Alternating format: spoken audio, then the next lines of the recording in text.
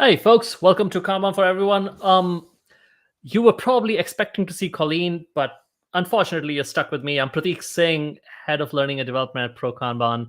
Uh, just to make up for that disappointment a little bit, I do have Nisha here with me. For those of you familiar with Drunk Agile, Nisha's the real star of the show. She's going to be starting this show as well. But along with Nisha and me here, we have two guests that are joining us, Eric and Mike. If you could bring Eric and Mike on. Eric, Mike, Hey, Prateek. how's it going? Afternoon. Afternoon. Yeah. So this is a part of our Kanban for Everyone series, and this particular episode is Kanban for Security. So Eric and Mike, in whichever order you want to go, if you could introduce yourself a little bit and how come you're here talking about Kanban for Security? I can go first, I guess. So I'm Mike Middleton, I'm Director of IT Security at Contentful right now. I come from a background in incident response, forensics, security operations, security engineering, kind of lots of things security. So I'm definitely jazzed about that. Or that used to consider myself like a technologist and security professional. But I think over the last 5 years or so, I've been starting to consider myself more of a Kanban nerd. So it's kind of starting to take more over my life, more so than technology and security. And, kind of brings us here today, I think, just to kind of share some of our stories of how we got started with Kanban, how we got, where are we now? How are we continuing to evolve? I think, I've learned a ton, not just necessarily about Agile frameworks, but just, how to kind of run and build a really strong team. Especially in security and IT, where we're dealt with lots of interruption-driven work, right? As much as we try to fight that, it's very interrupt-driven. So I think just trying to share some of those stories and hopefully help some folks, either convince them to maybe give it a shot or help them keep going with their evolution and their journey. Yeah, and similar to Mike, but a little bit different. I started out kind of in the intelligence world. I did a couple of different stints for different government agencies, and then started working at Tanium with Mike, which is where we kind of started messing around with project management, met Colleen, got some Kanban training, and started really to get our toes dipped into the Kanban pool, and started figuring out a little bit what worked and what didn't work, and refining and trying different things to help with some of the, I think common problems that we ran into as a security team. At Contentful, along with Mike now too, where we'll be trying to manage similar problems with similar strategies, hopefully. Yeah, Eric, you got me interested. I'm not going to ask you on air which government agencies you were doing security type work with, but maybe later on over drinks. Well, I was going to say they'd have to hunt me down, right? So, So both of you mentioned that you're trying to solve certain problems and are still using Kanban and stuff. So what Agile practices have you tried, and what problems were you trying to solve using those? I guess I can try to go first again, at least give my perspective. I think the problems we started trying to solve problems around execution, right? Being able to execute soundly, having good velocity, having good quality output, and it's kind of I guess maybe a meta problem of sorts. We wanted to do better at those things, but while we're solving actual security challenges, so whether it's putting up defenses or response capabilities or automation, right? So like those are the core problems that we kind of deal with. But in our world, we were finding way back when we started this journey, we had really smart people on the team. We're blessed with that, who did really good work. But we found that with all the inputs coming from all over the org, whether it's the organization changing some directions and calibrating, or trying to shift focus to customer demand and fulfill all these requirements while still kind of building up some core capabilities, we're being pulled in all these different directions, and we were abandoning a lot of work, or we were getting some stuff done, but not to the quality that we wanted to, right? Not to the durability and quality that we were hoping to get. So we played around with a couple different methods, right? We recognized that was a problem, which was good, right? Because we knew that we had to solve for something. We didn't know how. So, we looked at our software development organization, because at the time we were working for a software development shop and saw them using a lot of Scrum practices. So we looked into that a little bit, tried to learn a little bit about how that works. And, we hit some challenges and some speed bumps with that. And, we shifted a little bit to trying to play with Kanban a little bit. And I think back then, I thought I knew what Kanban was, because I know what cards in a column is. And I was like, okay, I'm a pro. I can do that. I obviously didn't know anything about anything, but we started doing that. And I think what happened was kind of interesting and somewhat organic. And around that time, we were scheduling a team offsite, and we wanted to go learn something together. And we almost didn't really care what that was. We just wanted to learn something. Like, we wanted to get in a room, let's go learn something new. That helps everybody, kind of brings us together, maybe find a way to kind of make it a teaming event. And just so happened somebody on the team found some Kanban training, and we ended up we said, hey, why not? We're playing around with Kanban. Let's do some training. Let's learn something.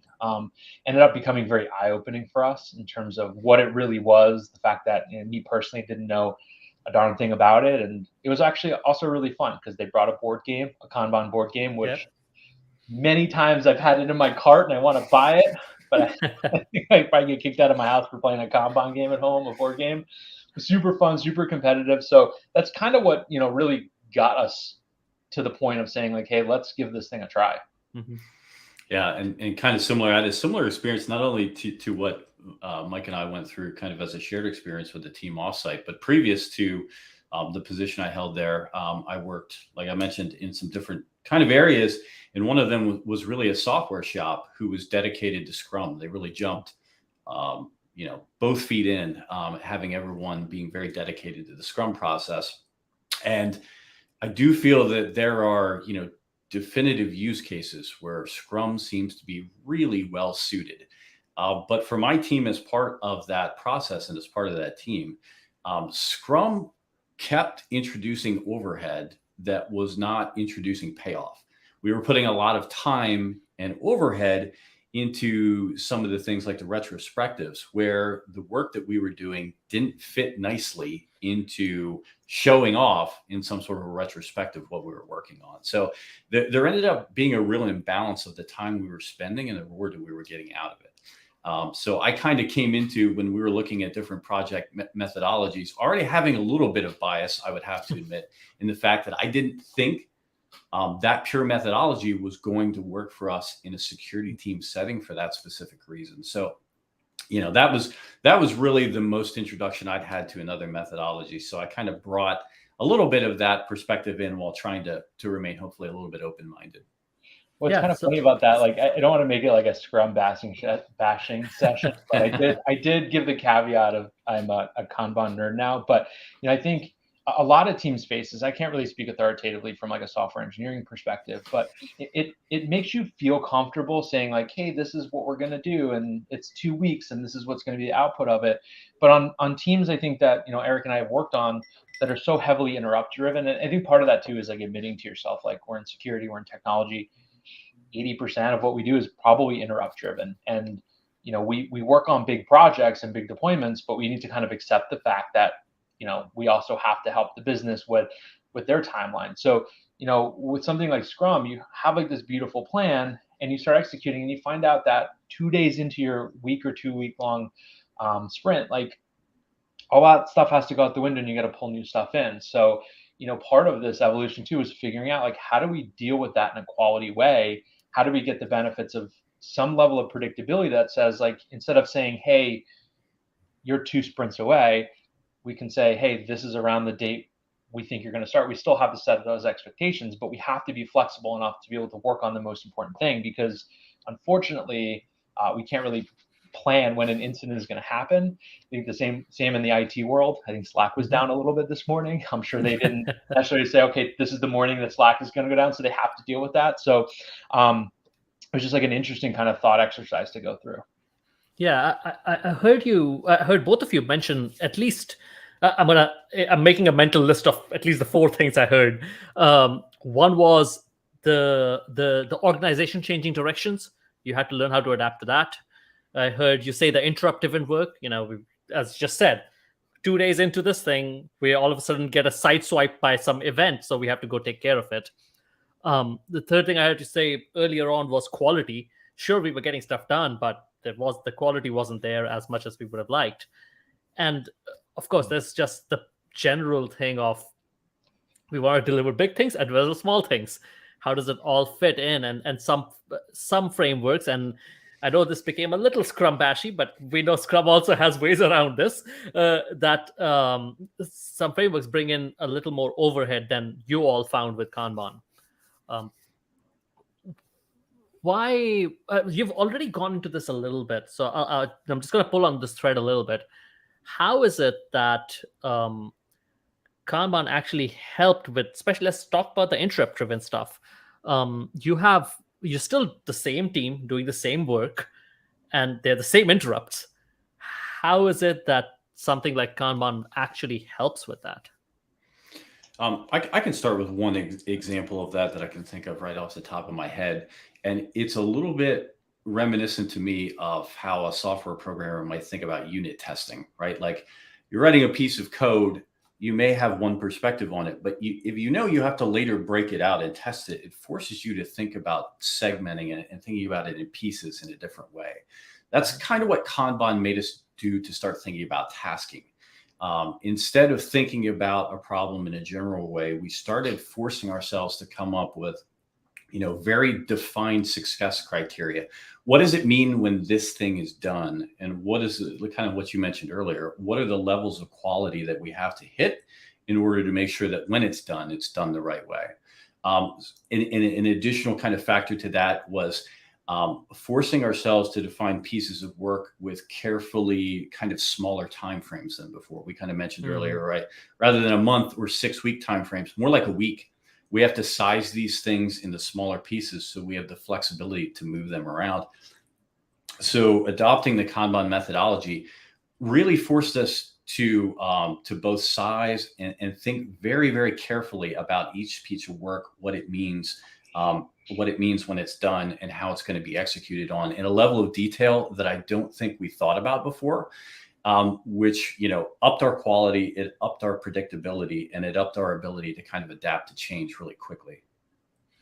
Yeah, you took the words right out of my mouth. I think the first thing I would go right toward is boiling that work down to small deliverable units, right? And it's kind of a little bit more of an art, I think, than a science, in that you don't want to just pick a week for the sake of a week, right? A week is kind of was the gut check, right? Like, is this thing going to take more than a week? If so, does that make sense? Or can I go smaller with it? And you want those small units of work to deliver value, right? Like,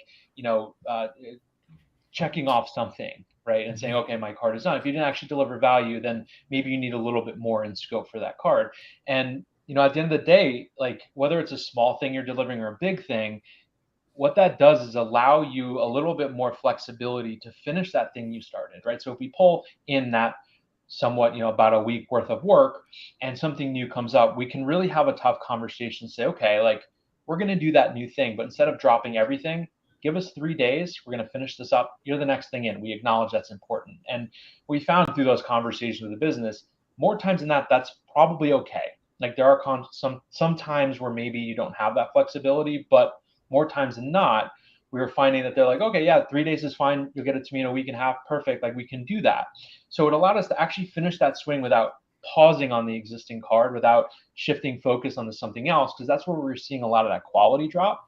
But we also have that scope kind of narrow so that when we are done with that, we know we delivered some value. And then we can go back and prioritize just in time and say, what's the next most important thing? Maybe it's that new thing that came in. We'll work on that. Then we'll get back to the rest of this project or the rest of these streams of tasks, because a big project is really just a lot of little things done sequentially. So we can look at, if we're pulling in a big project, we can look at, how do we weight prioritization differently on those chain of cards to say like, hey, we've committed to a larger body of work. Maybe that makes those related cards kind of come up the stack a little bit, but we still have a little bit of that flexibility to say we can handle some of those interrupts, those high priorities that come in, and shuffle it in. And I think when you zoom way out over time and you're collecting good metrics on this, you actually get a lot of predictability out of that, right? Like looking really close at it, it's like, how do you have predictability? This new thing comes in, it changes all the timelines. But when you have enough data and you kind of look at predictions and trends, you start having a lot of that predictability because it's built in, like that unknown that you work on within that project becomes a part of that predictability equation. And I think to piggyback on what Mike said there, I was just thinking the same thing, that the predictability angle is super important. And what we found experientially was, at first we were like, hey, we're probably not good at predicting things 6 months out, but maybe 1 month or 2 months. And we got into it and we were terrible. We were like, okay, so that's out, maybe 2 or 3 weeks. And we were terrible. None of them were even close. And we even got down to 1 week and we were like, well, for sure we can predict how long if we're only doing 1 week tasks, how long it's going to take. Terrible. Like the best that we could do was a day or two. That we could not get much more smaller than that, or we were just all over the map with even a task that we thought would take a week. So like breaking the smaller and smaller and smaller bits that we could get, the closer we could get to actually being predictable. Yeah. And all those little data points, they form a picture, like one of those pointless pictures, right? Like there's all these little data points, you zoom out and you kind of start getting a feel for flow. And I don't want to go down too much of a rabbit hole, but I think kind of maybe 8, 9, 12 months ago or so, Eric, we started looking at running Monte Carlo simulations on some of those bigger projects, right? So we have something that's a month and we have a bunch of cards. How can we talk to leadership about when we're going to start and when we're going to finish? And we started running these simulations over this large population of data we had from getting that small amount of predictability right. And I think we were finding that we were coming pretty close to those predictions. We were running 80 thing, I think it was 80% confidence on them. And we were coming surprisingly close, but we weren't doing anything differently. We were just adhering to the kind of rules of the road. And because of that, because we were doing all these small incremental improvements and small incremental cards, we started getting higher level predictability without really trying, if that kind of makes sense. Yeah, and you all just said so many things there that I want to drill into. But I'll just pick on a few things there. You talked about predictability, flexibility, focus, working small. I mean, those were all things that you all had in there. And I'm wondering, because both of you said something initially when we started talking, like Mike, you specifically said, I thought I knew what Kanban was. It was stickies in a column. And Eric, you were like, well, I was only exposed to the Scrum stuff. I had no idea what this other stuff was. So it sounds like it's been quite an evolution. It might have been a long time that this evolution happened, and it might be too much to go step by step through it. But from that first training, which you talked about earlier, to now, what do you think have been the major shifts in the road for you all? I think there's two things with calling out initially of like maybe roadblocks. There's roadblocks and speed bumps along the way. But I think the first thing to get kind of right is getting the group of people who are going to try this out together and agree that there's a problem and agree that this is a potential solution, right? Nobody's going to say like, this is going to work for everybody, but let's kind of get on the same page and say like, hey, let's go all in on this thing. Give it the old college try. I think that's an important first step, because just saying you're going to do this thing, if people aren't in, if people don't understand enough about why you're trying this, you're kind of setting yourself up for probably some difficult times. So, getting all in it and letting everyone know that this is like your system, right? We're going to adhere to some of the principles. We're going to try to do things in a Kanban way, but everyone on the team has the ability to drive change. If you don't like this column, if you don't like this workflow, if you're running into problems, or I always have these cards and I don't know how to put them, you have the power to make that change, and you do it together as a team. That's, I think, the kind of the first, like, let's kind of admit we have a problem and that we're going to try this. The second part is like really keep going. Like it's easy.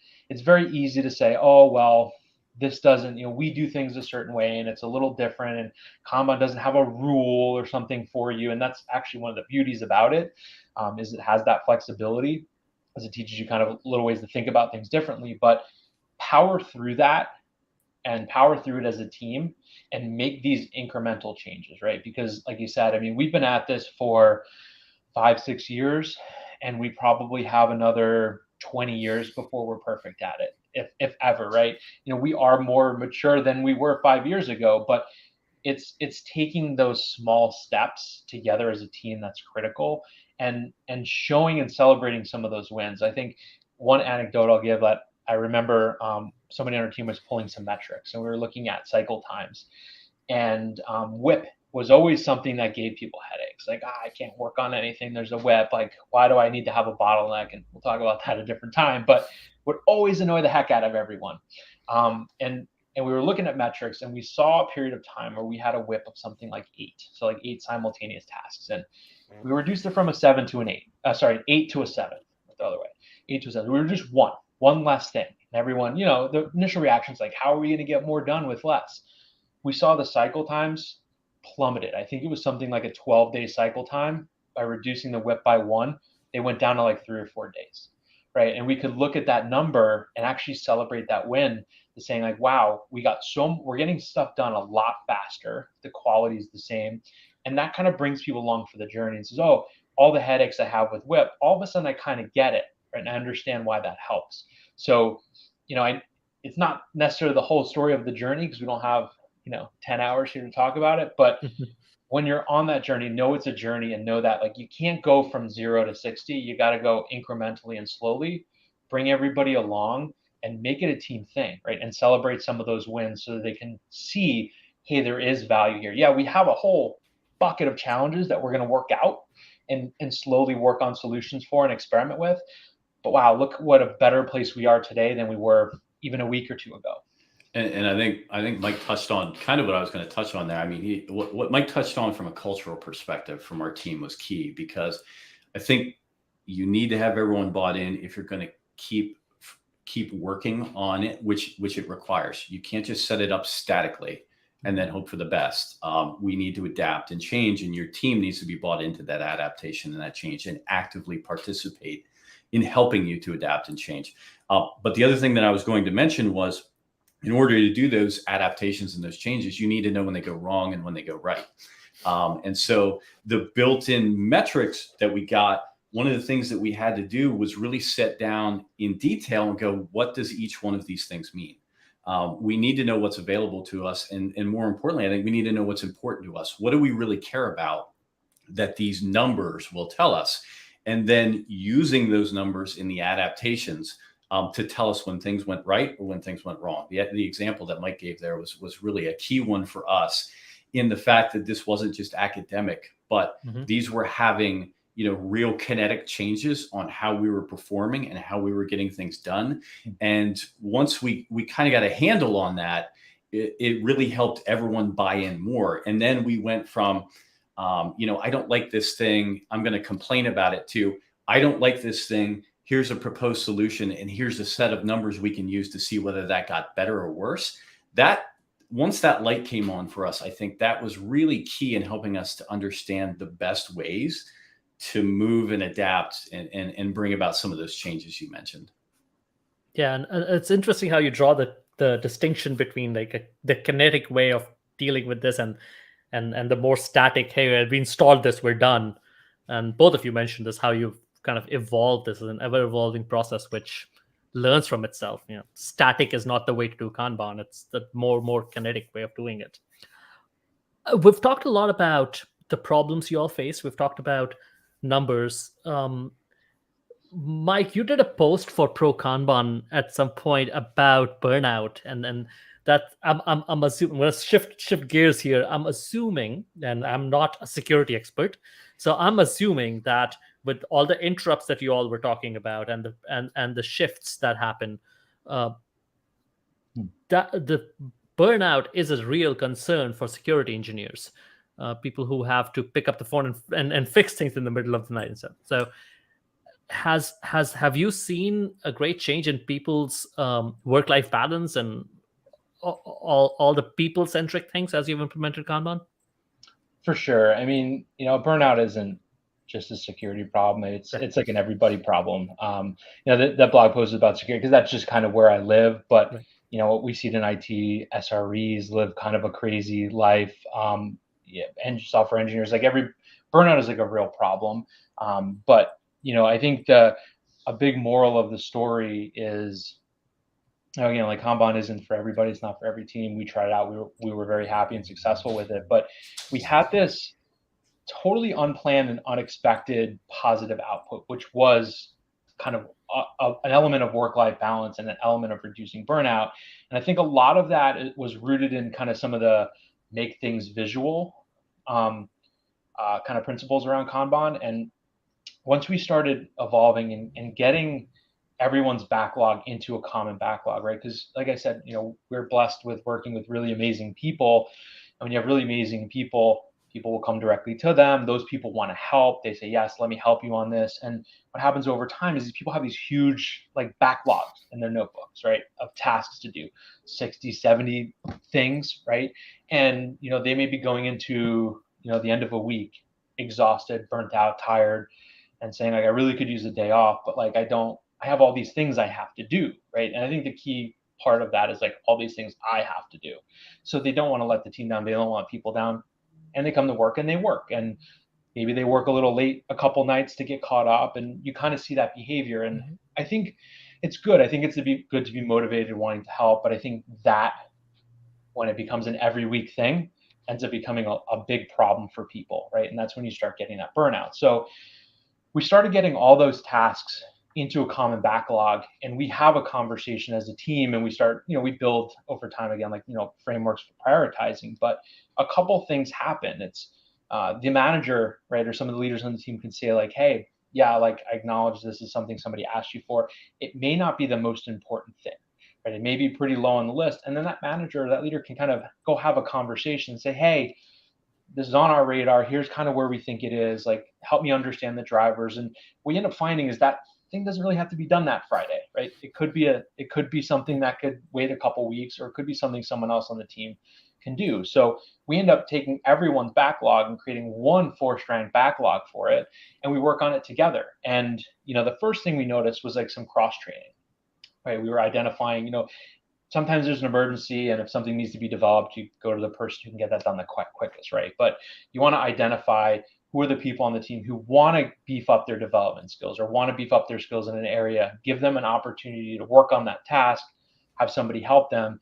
Now they become that person that you can go to. So now you have 2 people who they can go to. And I think what happens there is those people have some additional job satisfaction, right? They're getting the opportunities they want while also at the same time contributing to the team mission and what has to be done. So that kind of helps a little bit with the work-life balance, right? Because it kind of gives them a little bit more job satisfaction, but they can also say, I'm burnt out from a week of getting something out or a release. It's Friday morning. I want to take the day off last minute. We can totally support that now because there's a common backlog. Somebody also picks something else up. And in the grand scheme of things, one day doesn't materially matter in a vast majority of cases when you really think about it. And we can support that. So people have that flexibility, that ability to feel like I can take a random day off. I can schedule a vacation. I can shut my phone off. And as important as I am as a person for this team, the whole team isn't going to collapse, right? Because we've got the cross training. We have these kind of shared backlogs. And as a manager, it really helps me understand that more. It helps me understand people's backlog and helps me coach them in dealing with that in a way that they don't burn themselves out. Because the cost of replacing people on the team, especially, really high performers, it's huge, right? It's huge. Not to mention the people angle where I want people to be happy and healthy. I think they produce better. I think they're a better teammate. They mentor better. It's just not a good culture to be burning people out that quickly. So that was a huge surprise lesson learned that I didn't expect out of thinking about prioritization and thinking about some of the tasks in a different way. And I think not only from a volume perspective, because I think Mike's right, like, security professionals, coders, security engineers, whoever it is, they've got a large volume of work. But one thing that I found as we implemented this is not only did it help with the volume of work, but how the work was done.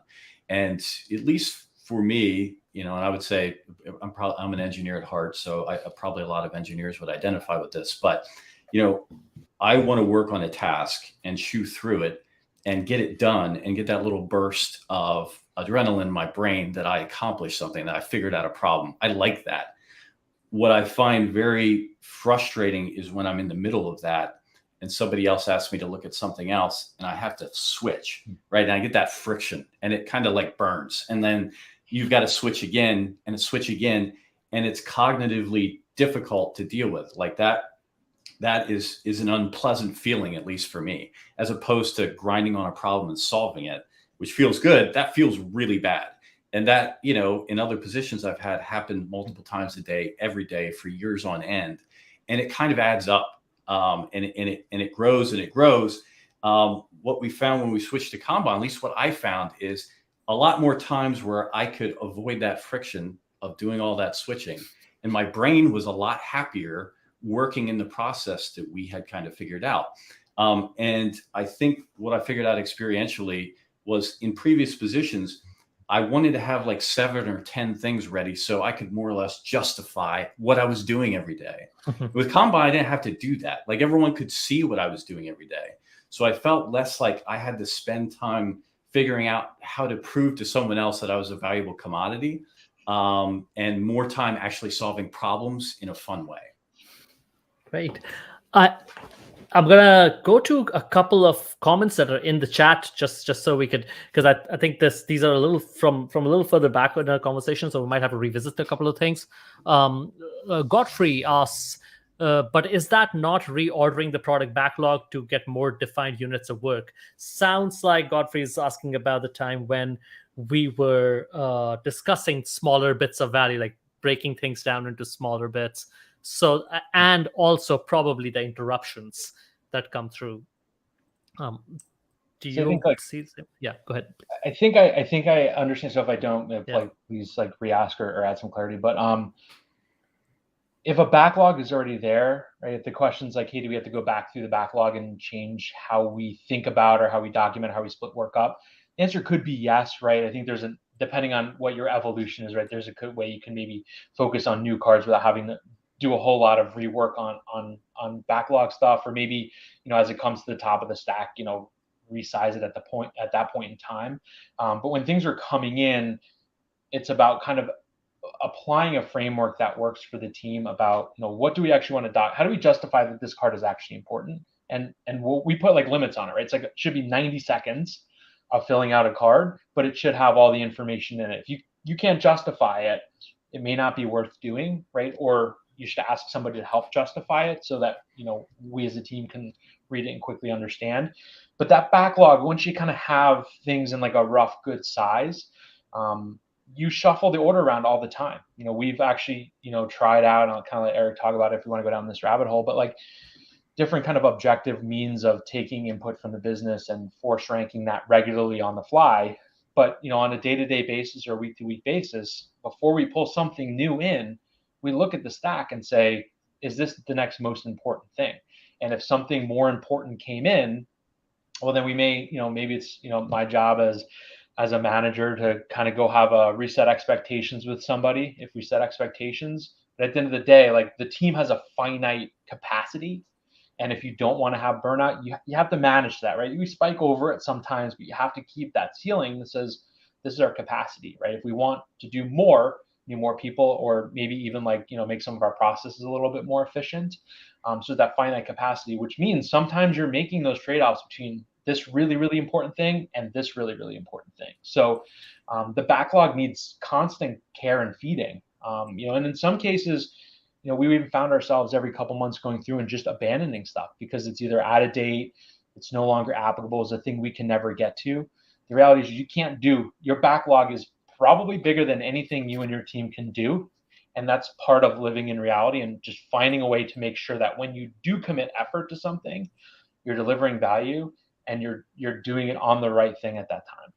Yeah, I'll admit to geeking out over this, and I'm not sure whether this directly addresses the question that was proposed, but like, I definitely got obsessed with the fact that, at least in my mind, the backlog has to be a living organism that's constantly moving. And I wanted to get it down to like where it would update every 5 seconds, you know, where whatever our environment, however it was changing, you would see the backlog moving in direct change to that. But people convinced me that was a little insane, which it was, and we settled for 5 minutes. But you know, I was really obsessed with trying to figure out how do other industrial, like bigger corporations, like other companies doing like other different types of work. And I know there's a lot of ways to try to figure out an objective way of doing this. We settled on weighted shortest job first, where we would set a whole bunch of, whenever you set a card, we asked you to pick a bunch of dimensions that would rank. How much risk would you be solving with this? How difficult is it to solve? How long do you think it's going to take to solve? How many people will it require? Those types of things. And then calculate an objective score automatically through an automation process that would be constantly reordering all of the tasks based on how this score was changing. And we added some things like how many days had it been in the system to make things move around. But I think that reordering the backlog constantly is really key to making sure that you're always working on the right thing at the right time. Yeah, I think so. All processes usually try to optimize for, are we really working on the most important things? And sounds like that's kind of what you were doing with the constant reordering of the backlog. Mike, you had something else to say? Yes. Yeah, what I think was the kind of beauty about like what Eric came up with there was, and this may be a little different. There's probably some relation to kind of other teams and other priorities, but in security, we look at a lot of times we look at like how can we reduce risk, right? And reducing risk in an efficient manner, right? If I can, reducing a medium amount of risk, like I'm being a little conceptual, right? But like reducing a medium amount of risk with a lot of work and a lot of time and a lot of resources and kind of maybe even like medium or low likelihood of success.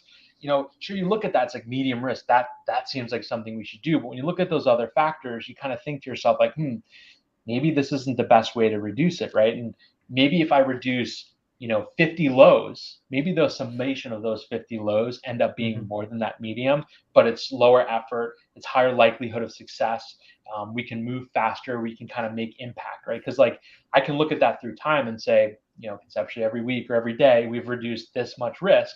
And when you add that up over a month, I reduce this much. Whereas if you spend all that time and effort and maybe not even likelihood of getting it right to reduce that one medium, that trade-off may not happen. So when you look at it like on the surface, you're like, oh, well, you're just focusing on a low.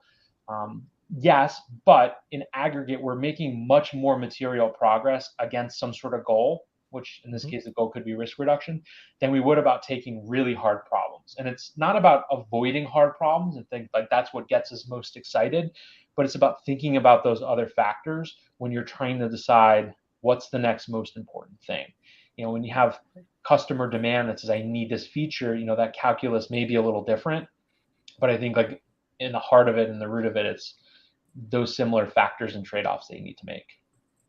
Yeah, and actually this discussion of a constantly reprioritized backlog, or at least something that tells us what is the next highest thing to pull in, goes very nicely into the next comment on the video, which is this is a LinkedIn user, so I can't tell the name, but hello, while I see much value in Kanban, I feel the discussion about how Scrum and wasteful planning justifies shooting it does not ring with my experience. I feel that maybe the experiences are from a lack of understanding of Scrum and empiricism. There is no cookbook to bring Scrum to life. And I'll just put my 2 cents in there before I open up to you all. It sounds like in your context, it just made sense to have a constantly reprioritized backlog than have a sprint backlog that might not work out. Is that where that was coming from for you all? Yeah, I think at least from the from what I said earlier from my previous experience, I think I could see where the question was coming from here. And to be really super frank, we had an instance of Scrum I've worked with in a couple different areas, but in no way would I consider myself an expert, nor in Kanban for that matter, because I feel like the more I learn, the less I feel like I know about anything. But I it's very use case driven to me. Like, I mean, you have to consider how the system is going to work and whether it fits what you're going to try to accomplish. So in no way am I trying to say that Scrum will not work for a set of use cases, because it's very well designed, it's very well thought out, and it will work. I've seen it work, right? It was just for our specific use case where, like, kind of like what we talked about earlier, we have kind of a different set of dimensions that we have to behave to, where it didn't fit right. And it was trying to squeeze a round peg into a square hole. But if you have the right set of use cases, to me, I think Scrum is a wonderful system that gets a lot of wonderful things done. Yeah, I mean, I totally agree. Like, you also have to kind of look at it from kind of where we're coming from, right? We've spent 5, 6 years in Kanban and probably a drop in the bucket of Scrum, right? So we're definitely biased on the Kanban side because that's where we spent our time, and we're not, Agile methodology pros. And I agree with Eric, right? I think it's probably, it's use case driven from what I've seen. We struggled with the way we started with Scrum when it came to some of the interrupt driven areas. That's not to say we were making the right decisions at that point. If we had like a Scrum expert, right, we might have kind of doubled down and found a lot of success in there. But when we pivoted to Kanban, it was more, I guess, in terms of how we were thinking about the problem, felt a little bit more intuitive for us. But I think it's definitely a fair point. Like, it's not, I can't tell you that it's going to solve everyone's problems. It just happened to work for us, and we got probably arguably a little overly excited and jazzed about it. And that's just kind of the journey we went on. And I think there's lots of valid journeys that take other paths with other methodologies that probably work and get the same results that we have. Yeah, and I've seen most teams get success with pulling practices from both. And I'm sure you all are. I think you mentioned at one point you're doing certain things that are not necessarily in the Kanban guide. There are other things that you have had to add on. So I think there's a great happy land between the two where you pull from both and are able to get success the way you all have. I think we're almost coming up towards the end of time here, so I want to give our guests here the last word. Anything you all would want people to know, whether it's about your journey or about Contentful, any last words from the two of you? I guess I'll go first, Eric. I'll give you the last word. We're not really here to kind of plug companies or products or anything, right? We do have open roles. Would love to have people. Right now, it's an engineering role that we have open. Would love to have people who are jazzed about solving hard problems in kind of different creative ways that are scalable, right? So that's the only plug I'll give. I think just in terms of Kanban, that kind of the thing I tell most people who are kind of interested a little bit in our journey is just be super open-minded about it. I can't tell you how many times I ran into a brick wall. I was like, okay, this isn't going to work. Like, Kanban's not going to work. We're special snowflakes. And what I learned is we actually aren't special snow. We were special snowflakes. Maybe we're just thinking about things in a narrow way. And, poor Colleen probably had to deal with, my little Kanban rages all the time. But, I think having somebody who really knows it help is kind of what got us through it, and the fact that the team was involved and excited about it and learning themselves really got us through it. But be open-minded, give it a shot. Try to consider. I think they always say Kanban can adapt to the way that you work. I kind of tend to give a little bit slightly different advice, which I may get yelled at, or maybe I'll get bleeped out on the recording here. But I think that's all true. But think about, how should I solve this problem I'm having in the most Kanban-centric way possible? And then kind of, backtrack a little bit from that to kind of fit what works for you. Because I think that forces you to think in a little different way to try to make these processes better. I tend to have personally like a narrow idea of what I think is right. And I'm usually wrong. So by forcing myself to think about it differently kind of brings me back centered a little bit and says, okay, like, yeah, in the most purest way, not going to work, but hey, I'm backtracking a little bit as opposed to going all the way over here and doing something totally crazy. So, just become a student of it is kind of usually what I say, because I'm corny, but become a student of it and give it a shot, because there's a lot of benefit. And once you get rolling and you start seeing some of those positive metrics, those positive outcomes, you just want to keep going faster and faster. And we got to a point where the biggest mistake we made was trying to introduce too much change and screwing everything up and having to go back and say, okay, let's do this slowly, because we got too excited. But it's kind of a fun place to be in. And I think if you're a director, if you're a manager, if you're a leader of a team that has to communicate upwardly a lot in terms of metrics and progress, for me, I found a lot of success in this method that allowed me to communicate with better accuracy and visibility without adding a whole bunch of overhead to the team with status reports and all this other junk. Like, I don't fill out status reports anymore. I have a dashboard in the system and says, like, this tells you everything you need to know, and I can answer questions with real-time data to reset expectations and stuff. So, and we're jazzed about it, we're excited about it, but just, consider that when you're going on your own journey. And I know we're coming up at time here, so feel free to cut me off if necessary. But I'll kind of as my last word, I'll give something that, we didn't really touch on a ton. We talked kind of a little bit about how to extract the most value and quality out of your team, but we didn't really talk a lot about what your team gets out of it, which was important to me. I really care about the people that are on my team, and I want them to feel like they're doing really awesome stuff and growing a career.